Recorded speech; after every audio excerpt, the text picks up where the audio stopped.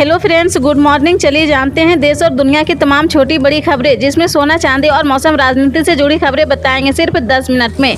लेकिन उससे पहले वीडियो को लाइक कर ले और चैनल पर नए हैं तो चैनल को सब्सक्राइब जरूर कर ले। तो चलिए वीडियो को स्टार्ट करते हैं। में से पैसा निकाल के बैंक में डालते हैं और फिर आपको पता लगता है कि आप ही का पैसा नीरव मोदी उठा के भाग गया। 35,000 करोड़ रुपए आपकी जेब से निकालकर उसकी जेब में। मेहुल चौकसी, ललित मोदी। अच्छा, एक छोटा सा सवाल, इन सब के नाम, इन सब चोरों के नाम मोदी मोदी मोदी कैसे हैं? दिल्ली आबकारी नीति मामले में गिरफ्तार दिल्ली के पूर्व डिप्टी सीएम मनीष सिसोदिया को कोर्ट से पेश किया गया है। इस मामले में कोर्ट ने सीबीआई से पूछा है कि क्या सभी आरोपियों को चार्जशीट से जुड़े दस्तावेज दे दिए गए हैं। इस पर सीबीआई ने कोर्ट को बताया कि सभी आरोपियों को चार्जशीट से जुड़े दस्तावेज दे दिए गए हैं। राउज एवेन्यू कोर्ट में इस मामले की अगली सुनवाई 31 जुलाई को सुबह 10:30 बजे होगी। आबकारी नीति से जुड़े भ्रष्टाचार के मामले में सिसोदिया समेत कई लोगों को गिरफ्तार किया गया है। मणिपुर में 2 महीने से चल रही जाति हिंसा के बीच कांग्रेस नेता ने हाल ही में पूर्वोत्तर के राज्य का दौरा किया था। इस दौरान वे राहत शिविरों में गए थे और हिंसा प्रभावित लोगों से मुलाकात की थी। अब राहुल गांधी ने अपनी यात्रा का एक वीडियो शेयर किया है। उन्होंने मणिपुर के लोगों से शांति बनाए रखने की अपील की है और सभी पक्षों से राज्य में स्थायित्व के लिए बातचीत के लिए प्रोत्साहित किया है। कनाडा में खालिस्तान समर्थकों ने 8 जुलाई को एक बड़े प्रदर्शन का ऐलान किया है। यह प्रदर्शन खालिस्तान टाइगर फौज के आतंकी हरदीप सिंह निज्जर की हत्या के बाद हो रहा। खालिस्तान समर्थकों का आरोप है कि भारतीय राजनयिकों के इशारों पर निज्जर की हत्या हुई थी। इस प्रदर्शन से पहले कनाडा में पुलिस ने भारतीय राजनयिकों को सुरक्षा दी है। साथ ही कनाडाई सुरक्षा एजेंसियों से कट्टरपंथ को लेकर लगातार चिंता में है। हालांकि इस सबके बीच कनाडा के राजनेता इस मामले पर खुलकर बात नहीं कर रहे हैं, जिसे वोट बैंक की राजनीति से जोड़कर देखा जा रहा है। यूनिफॉर्म सिविल कोड को लेकर तमाम संगठनों की तरफ से अपनी राय दी जा रही है। इसी क्रम में देश में मुसलमानों के बड़े संगठन जमीयत उलेमा हिंद ने मौलाना अरशद मंदी की अध्यक्षता में समान नागरिक संहिता पर अपनी आपत्ति दर्ज कराई है। इसमें कई मुद्दों पर असहमति जताई गई है और कहा गया कि यूसीसी शरीयत के खिलाफ है। संगठन की तरफ से साफ किया गया है कि ऐसा कोई भी कानून जो शरीयत के खिलाफ हो उसे मुसलमान बर्दाश्त नहीं करेगा। मुसलमान कुछ भी बर्दाश्त कर सकता है, लेकिन शरीयत के खिलाफ नहीं जा सकता है। जी हां, आपको बता दें, प्रधानमंत्री नरेंद्र मोदी 1 जुलाई को मध्य प्रदेश जाने वाले हैं। प्रधानमंत्री कार्यालय ने जानकारी देते हुए बताया कि पीएम मोदी शहडोल जिले में एक सार्वजनिक कार्यक्रम में हिस्सा लेंगे। समारोह के दौरान वो राष्ट्रीय सिकल सेल एनीमिया उन्मूलन का शुभारंभ करेंगे। इसके अलावा वो कई लाभार्थियों को sickle cell genetic station card भी वितरित करेंगे। बिहार में मानसून की एंट्री और भारी बारिश के बीच सियासत का माहौल गर्मा गया है। मुख्यमंत्री नीतीश कुमार ने अपनी पार्टी जनता दल यूनाइटेड के विधायकों और विधान पार्षदों ने 1-to-1 मुलाकात करे। सीएम आवास में जेडीयू के एमएलए और एमएलसी को एक कर बुलाया गया है। यहीं नीतीश कुमार से उनकी मुलाकात का सिलसिला लगातार जारी है। इस बैठक को लेकर मायने निकाले जाने लगे हैं। जानकार कोई बड़ा खेला होने की संभावना तलाश रहे हैं।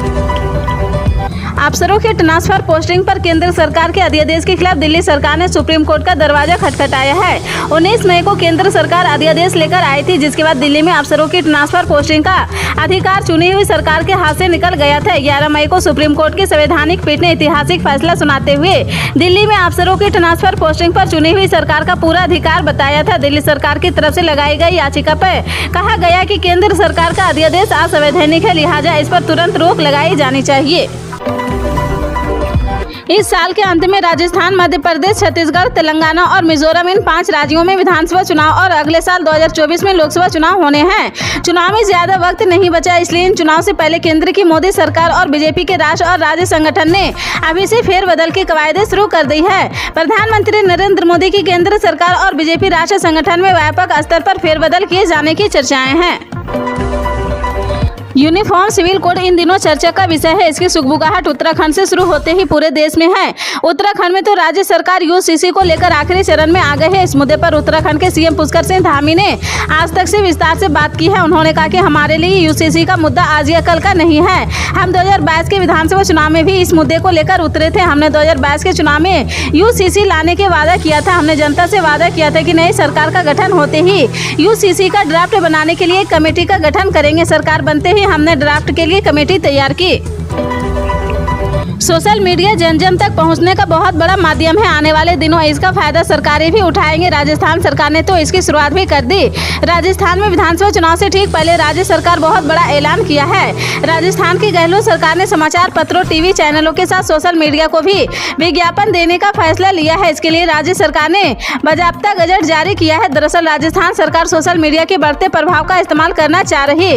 राज्य सरकार ने जो विज्ञापन जारी किया है उसके अनुसार सोशल मीडिया को हर महीने लाखों रुपए के विज्ञापन जारी होंगे, लेकिन सरकार ने इसके लिए एक क्राइटेरिया तय किया है। ट्विटर, फेसबुक, इंस्टाग्राम, यूट्यूब में से किसी एक पर भी 10,000 से ज्यादा फॉलोवर है तो इसका मतलब है आप विज्ञापन लेने के पात्र हैं। एससीओ परिषद के राष्ट्र अध्यक्षों का 22वां शिखर सम्मेलन 4 जुलाई 2023 को वर्चुअली आयोजित किया जा रहा है। इसकी अध्यक्षता पीएम मोदी करेंगे। इस समिट में सभी एससीओ सदस्य शामिल होंगे। चीन और पाकिस्तान ने अपने अपने देशों में प्रेस वार्ता कर ये घोषित किया है कि वह इस सम्मेलन में वर्चुअली शामिल रहेंगे। शुक्रवार को बीजिंग में एक आधिकारिक घोषणा में कहा गया कि चीनी राष्ट्रपति शी जिनपिंग अगले सप्ताह भारत की मेजबानी में शंघाई सहयोग संगठन के आभासी शिखर सम्मेलन में भाग लेंगे। प्रधानमंत्री नरेंद्र मोदी ने रूस के राष्ट्रपति व्लादिमीर पुतिन से शुक्रवार को फोन पर बात की। इस दौरान दोनों नेताओं ने वैगनर के विद्रोह और रूस यूक्रेन युद्ध पर चर्चा की है। रूसी राष्ट्रपति भवन क्रेमलिन ने बयान जारी कर बताया कि पीएम मोदी और प्रेसिडेंट पुतिन ने इसके अलावा द्विपक्षीय साझेदारी को मजबूत करने पर चर्चा की। दोनों नेताओं ने रूस और भारत के बीच विभिन्न क्षेत्रों में प्रमुख संयुक्त परियोजनाओं के निरंतर कार्यान्वयन के महत्व पर ध्यान दिया है। साथ ही शंघाई सहयोग संगठन और G20 में सहयोग को लेकर भी मोदी और पुतिन के बीच बात हुई थी। दिल्ली मेट्रो रेल कॉरपोरेशन ने बड़ा फैसला लिया है। डीएमआरसी ने यात्रियों को शराब की 2 बोतलें लेकर सफर करने की अनुमति दे दी है। डीएमआरसी ने आधिकारिक बयान में कहा कि दिल्ली मेट्रो के नियमों में बदलाव किया गया है। एयरपोर्ट एक्सप्रेस लाइन के प्रावधानों के अनुरूप दिल्ली मेट्रो में अब से प्रति व्यक्ति को शराब की 2 सीलबंद बोतलें ले जाने की अनुमति है। CISF और डीएमआरसी के अधिकारियों की कमेटी ने पहले के आदेश की समीक्षा की है। सोशल मीडिया प्लेटफॉर्म ट्विटर को कर्नाटक हाईकोर्ट से झटका लगा है। ट्विटर ने कुछ सोशल मीडिया खातों और ट्वीट्स को ब्लॉक करने का केंद्र के अध्यादेश के खिलाफ हाईकोर्ट में याचिका दायर की थी। हाईकोर्ट ने केवल माइक्रो ब्लॉकिंग साइट की याचिका खारिज की है, बल्कि कंपनी पर 50 लाख रुपए का जुर्माना भी लगाया है। पिछले साल ट्विटर ने सूचना प्रौद्योगिकी अधिनियम की धाराएं 69A के तहत इलेक्ट्रॉनिक्स और सूचना प्रौद्योगिकी मंत्रालय द्वारा उसे जारी किए गए आदेशों को चुनौती दी थी। केंद्रीय मंत्री नितिन गडकरी ने पुणे शहर के निकट एक पुस्तक विमोचन कार्यक्रम में वरिष्ठ कांग्रेस नेता दिग्विजय सिंह के साथ मंच साझा किया।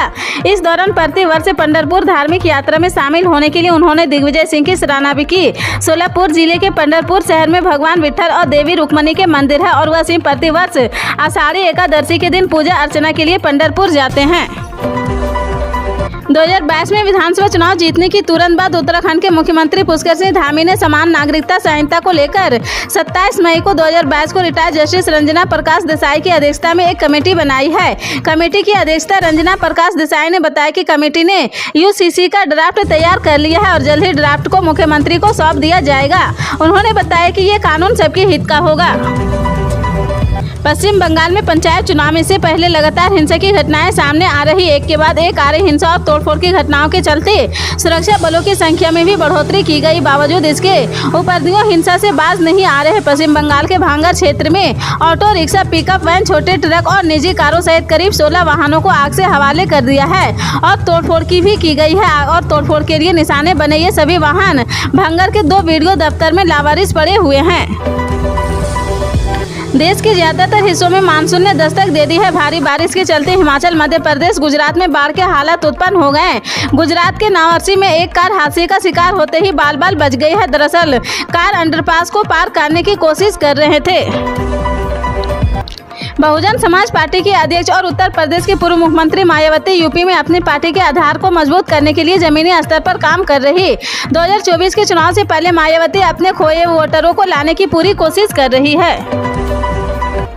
गुजरात के विभिन्न इलाकों में पिछले 30 घंटों से भारी बारिश हो रही। इस दौरान राज्य में 200 किलोमीटर से ज्यादा बारिश हुई है। मौसम विभाग ने गुजरात के विभिन्न जिलों में शनिवार को भी भारी बारिश का अनुमान जताया है। इसके अलावा रविवार और सोमवार को हल्की बारिश होने की आशंका जताई है।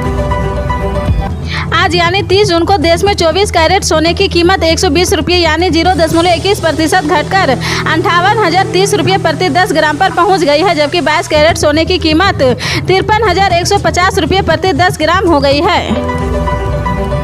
जून महीना का आज आखिरी दिन है, जिसके बाद कल से जुलाई महीने की शुरुआत होने जा रही है। हर महीने की तरह इस महीने भी कई दिनों बैंकों की छुट्टियां रहने वाली। हर महीने की तरह इस महीने भी कई दिनों बैंकों की छुट्टियां रहेगी। रिजर्व बैंक ऑफ इंडिया ने जुलाई 2023 के लिए बैंकों की छुट्टियों की लिस्ट जारी कर दी। यह लिस्ट राष्ट्रीय स्तर पर बैंकों की छुट्टियों की है। वहीं कुछ राज्यों में अलग अलग त्योहारों पर भी बैंक बंद रहता है। पीएम किसान सम्मान निधि योजना की अगली यानी 14वीं किस्त भेजने की तैयारी सरकार लगभग पूरी कर चुकी है। पता नहीं कब आपके खाते में पैसे ट्रांसफर होने का मैसेज बोला जाएगा, लेकिन किस्त से पहले आपको कुछ जरूरी बातों का जानना होगा, जिससे आपका संशय खत्म हो जाएगा। सरकार ने 2000 रुपये की 13वीं किस्त भी कई लाख किसानों को बड़ा झटका दिया था, जिससे लोगों को निराशा हाथ लगी थी। अगर आपने इस बार भी जरूरी काम में लापरवाही की तो फिर झटका लगना तय माना जा रहा है। इसी तरह की पल पल के अपडेट जानने के लिए जुड़े रहें आप अपने NTS न्यूज़ चैनल से। मिलते हैं अगली बड़ी खबर के साथ, तब तक के लिए जय हिंद।